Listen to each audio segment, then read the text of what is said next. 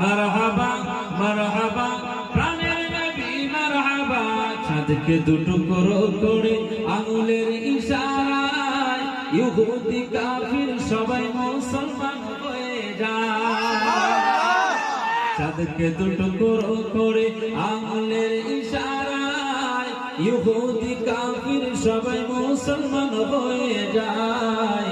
ইহুদি কাফির সবাই মুসলমান হয়ে যায়। তিনি যে